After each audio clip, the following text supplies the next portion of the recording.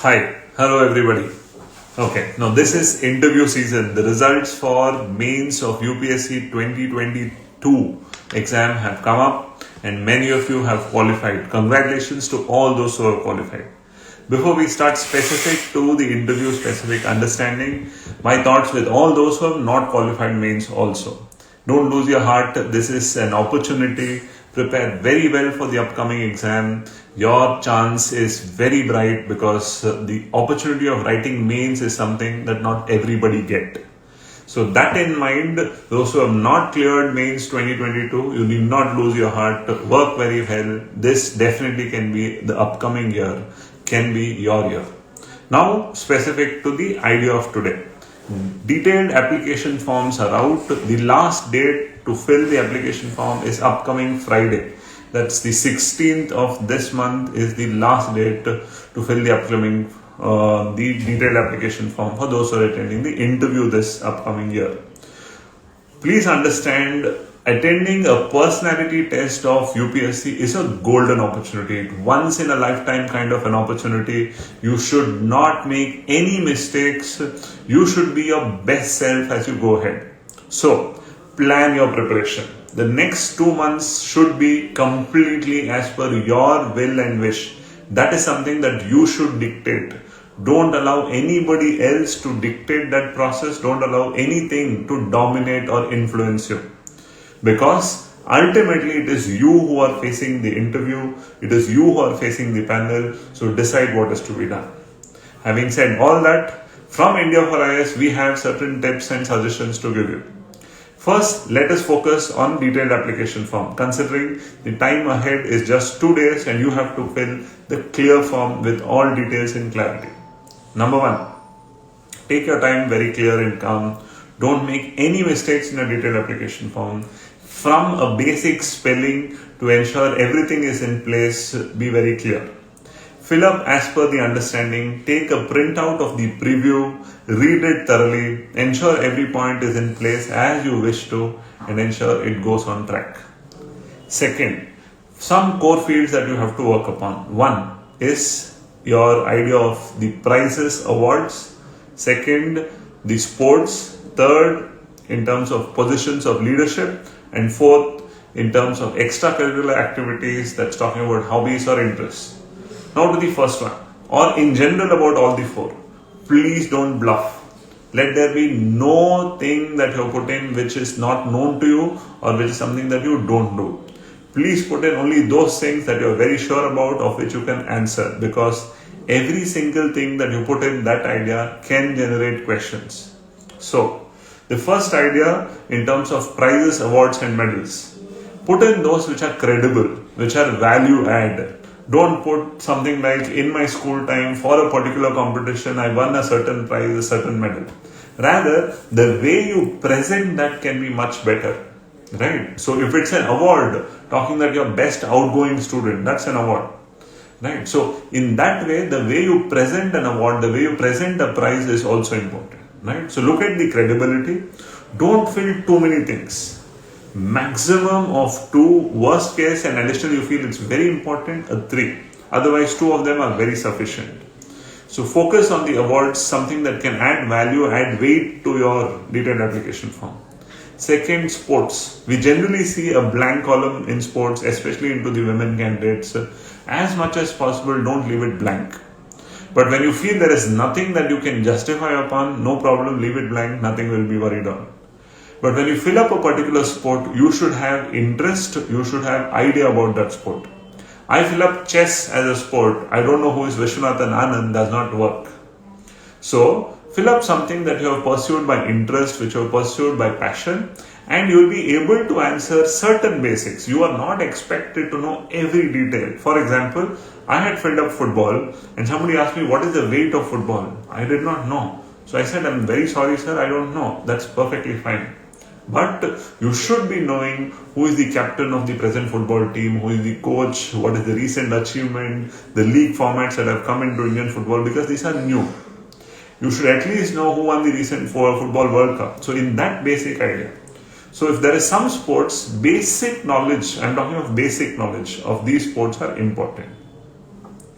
Second, The third comes down to positions of leadership. Now, positions of leadership definitely add value in terms of what positions you have held and how they improvise on your way. Now, don't talk about class leadership position or a school leadership position. Rather, some projects that you have led, some teams that you have led, which has conducted a particular activity. So that shows a leadership idea to your personality which can add value. Now, whatever you write can definitely attract a question. So, for example, if you're a doctor and you write it that you led a medical camp in a rural village, then the question can be what kind of a medical camp it was. How difficult was it to? What kind of situation it was? So, the questions are to check the genuinity of the information that you have presented. So, the moment you are bluffing, the moment you have given a false information and if that is seen in the way you are trying to answer, you will be caught. So, don't go room for that. Last, in terms of extracurricular activities, they have given you hobbies and interest. Now, we all know what comes under hobbies and interest. You can fill in those which you practice, which you do in your pastime, which helps you from the perspective of relaxation, recreation. These are things. Again, don't fill them up. 2, 3, maximum 4 such activities. It can be painting, sketching, music or such, or some innovative hobbies that you have, like we have seen hobbies of rock climbing, of trekking. But whatever you put, you should be able to justify. If you say, I have the hobby of reading books, and they say, what is the recent book you read, and some books in terms of what are they dealing with, you should be able to justify. That's the line in which we see the perspective. So, this particular column where you're filling the idea of awards, sports, leadership positions, and last, the extracurricular activities are important because that shows what other than the regular preparation that you are. Because your preparation shows in your marks, these in turn show what you are as a person other than what you have prepared for. So that can attract questions. The others in terms of filling the detailed application form is your cadre preferences. Now from the last 4-5 years we have seen the zonation idea coming in. So don't go for too much research in terms of what is the insider vacancy, what is the outsider vacancy, which will I take first, which will I take next. These are some things you need not worry. At least from a personal point of view, go with what you feel is your personal choices, but then you want to discuss, we are open for discussion. In fact, from the last 2 days at India for IAS, we are doing detailed DAF discussion. So welcome. Specific, your home state can be your first zone and from there you can start upon. Choices in terms, do I need to take up northeastern states or Naxal prone states as my first preferences? Would that harm? It doesn't, but you should be able to justify. Say if you give your first preference states to be Chhattisgarh, your first preference state to be Jharkhand, to be innovative, you should have certain knowledge about that particular state, certain idea about that particular state. That is expected. Otherwise, your first zone can be your home state. Second zone, if your home state comes under the zone of Karnataka, then your second zone can be the whole states where there is Rajasthan and the other states in that. Third zone can be Uttar Pradesh and others. Specific to Madhya Pradesh, Gujarat zone also can be coming in, and then the northeastern states become your last zone. Now this based on your preference. So here I will not go in detail telling you which first, which next, how. IPS and IAS cadre preferences, should it be different?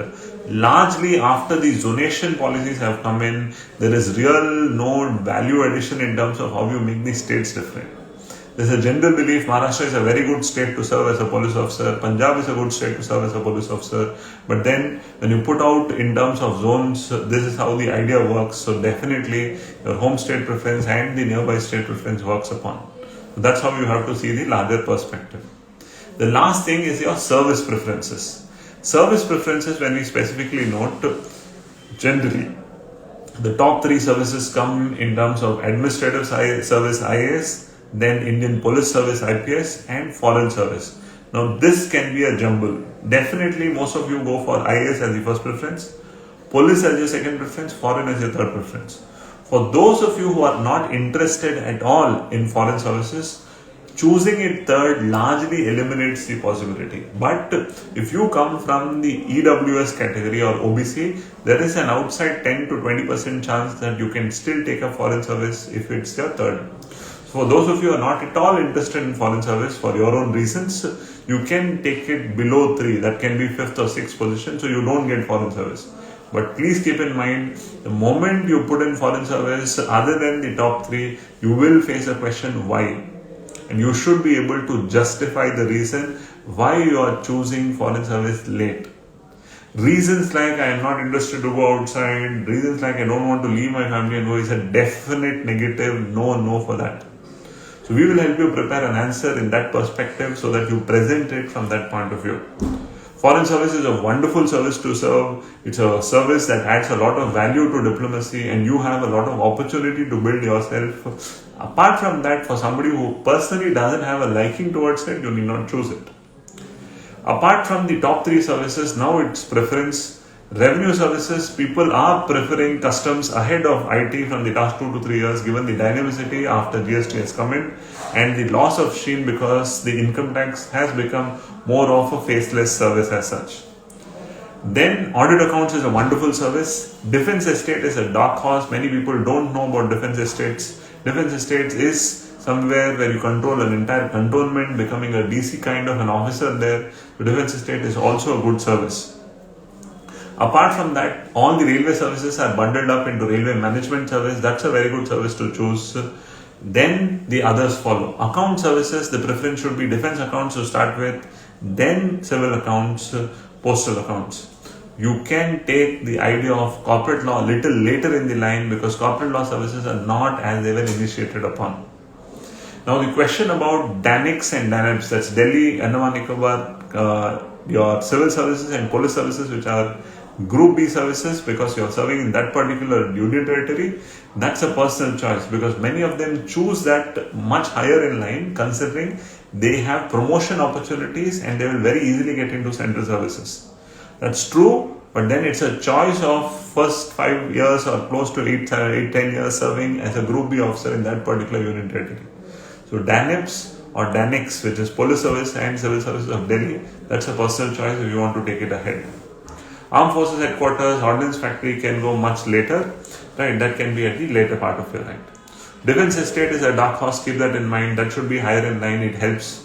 Apart from that, the idea of audit accounts is a wonderful service. After your revenue services, that should come along with railway management. Railway protection force is apart, so that is also something that you choose ahead. Indian information service is also a good service. Trade service is also a good service. Right, these are services of which we have very less knowledge about, but they are real good services. Trade services is somewhere where you get trained in Indian Institute of Foreign Trade, Delhi, and you get to serve in almost all the trade outposts across the country. Very dynamic, ground interaction and effective also. That's how you look at the service preferences as such. So these are the basic inputs for your detailed application filling, which time deadline is Friday. So please keep these things in mind. Don't make any mistakes, do a thorough reading, fill everything very clearly, take a preview, print out, read every line, ensure there is no problem mistakes and everything is as per what you wanted. Ensure that, right, think of God in your mind, press the final submission button, done. Next what? Next, plan your interview preparation. We say that should happen in 4 phases. Number 1, your DAF preparation. Number 2, preparation on your graduation and related basics. Number 3, preparation about your state and the district that you belong to. And number 4, the preparation about current affairs. Very nicely divide time for all these 4. Current affairs should get 2 to 3 hours every day. The rest can be divided on day basis. So per week, 2 days on your DAF, 2 days on your state district preparation, and 1 day or 2 days on your graduation related preparation. So 6 days in a week, 2 days each, every day 3 hours of the same days for current affairs. Current affairs once again on state related current affairs, national current affairs and international issues. We are very soon coming up with a list of current affairs that can be important for this time's interview. We'll also conduct many sessions that are online with officers, with academicians about recent issues. So these sessions we call knowing the real, doing the right, so that helps your interview preparation. So in these sessions can also help you with real-time information. Apart from that, the list of current affairs that you prepare, we will also help you with. Every day if you are able to prepare these current affairs, you build on confidence. Let your preparation be very structured so that whatever you prepare, you know, and that add confidence as you go ahead. Because the fear mongering, I have not done this, can rather affect rather than help. The last and most important suggestion, please differentiate your preparation from mains to interview. Mains is where you have to write, express long answers, a 10 mark, 15 mark answer. Interview preparation is for any issue when a question is asked, you will be answering that for a maximum of 1 minute. So an issue or question asked for 20 seconds to maximum of a minute is what you have to prepare for. So don't prepare things pages together in details. You should learn the ability to express that crisply, nicely to the way. Also remember, you are attending UPSC Civil Services exam interview, which means you are upcoming bureaucrat. So the language that you use, the way you express should be solution oriented, should be dynamic, should also be, I would not say diplomatic, but formal. There is a room for criticism, please do, but be constructive. Suggest a solution. So these are the basic thought points you have to keep in mind. Apart from this, India for IAS is conducting a detailed interview preparation program. We call this program Margadarshi. So there are 4 lines in which we are preparing this program. Number 1 is DAF analysis and DAF discussion, where we do a detailed analysis of your DAF, give you a list of questions that can come up from your DAF and what are the lines in which you have to prepare for. The second, and something which is very innovative, which is an innovation of India for IAS, we call this zero mock. What is zero mock? It's a zero preparation interview that we conduct for all of you who are taking up interview for the first time. So when we conduct this interview, you will get a zero analysis or a diagnosis of where you stand as of now, so that you can improvise and build upon what changes from then on. The third is one-to-one sessions. One-to-one session with retired bureaucrats, our chairman Dr. Kedar, and serving bureaucrats, some of them will be able to spend time to give their valuable understanding. The last is mock interviews. Mock interviews will be conducted by panels which includes retired bureaucrats, serving bureaucrats, senior academicians who have retired as vice chancellors, some scientists from institutions like DRDO, ISRO, so that you get a whole round understanding, a simulation of what a UPSC panel looks like. Senior officers like Dr. C.S. Kedar, Dr. D. Srinivasan, officers who are serving, Mrs. Shilpa Nag, Mrs. Shrika, and others have helped us with interview preparation to ensure on Sundays during their weekend holidays they have taken their time out to support students who are needed. So we will ensure this preparation gives you a holistic idea to this final step to be the best step forward. So once again, congratulating all of you who have qualified for the final stage, that is the personality test or known as interview. All the best from India for IAS and the entire family. See you all for the Margadarshi program. Thank you so much. Have a wonderful day ahead.